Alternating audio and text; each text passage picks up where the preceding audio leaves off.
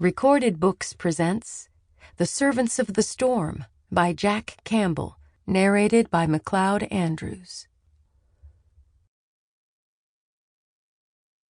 To my niece, Candace, for S, as always. Chapter 1.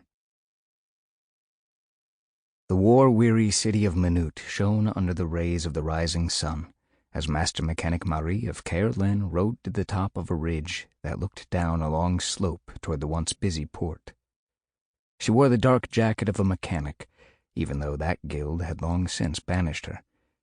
Marie's horse shifted restlessly as a dozen cavalry troopers in blue uniforms with brightly shining cuirasses, sabers at their sides, and lances poised ready for use rode up next to her, one of them holding a staff from which flew the square banner of the new day, bright blue with the many-pointed golden star in the center.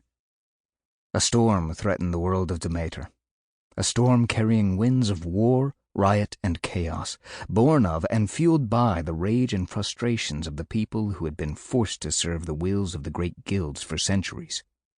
It was a storm which had begun in Tay, breaking the kingdom into anarchy. Marie was determined to stop that storm, and she would counter it beginning here in Tay, where it had claimed its first victims. She had scarcely quieted her mount when three more rode up, two of them cavalry in the dark green uniforms of Tay, one of those carrying the banner of that kingdom, gold and green. The third wore mage robes. Despite the tension riding inside her, Marie smiled at the sight of him. "How does everything look? Are we ready to attack?" Mage Alain of Eris gave her a slight smile, which might have seemed a very restrained greeting in anyone but a mage.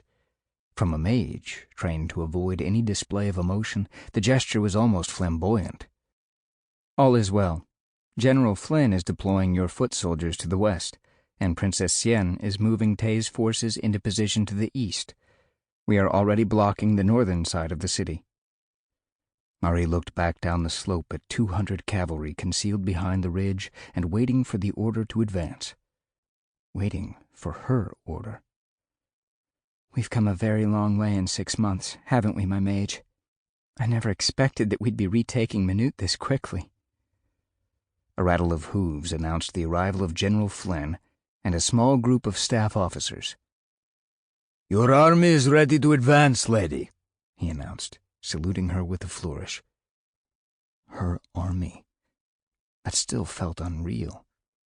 In the half-year since forging an alliance with the sole surviving member of the royal family of Tay, Princess Sienne, and setting up a base at Pacta Servanda to the south, thousands of volunteers had made their way individually and in small groups to join the forces of the Daughter of Jewels, she who was foretold as the one who would overthrow the great guilds which had enslaved the world of Dematr for all of its history.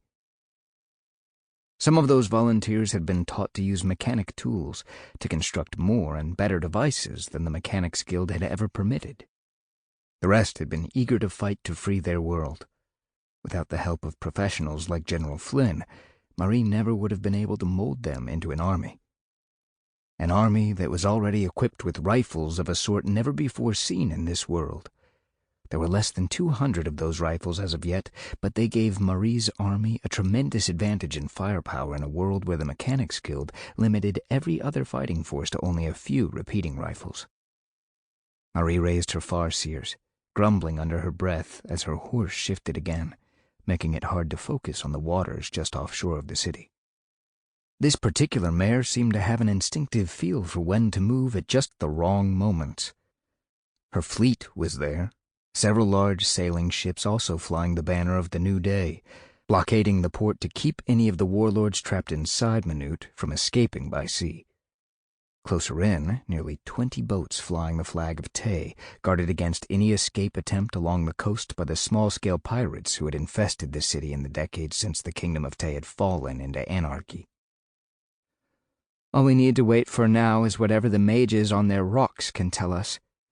From here, even through the farseers, the towers and spires of Minute appeared to be in decent shape, only a few truncated by the loss of their upper portions. Marie wondered how intact they really were. Different sections of the city bore the scars of old fires, burned-out buildings still Sample complete. Ready to continue?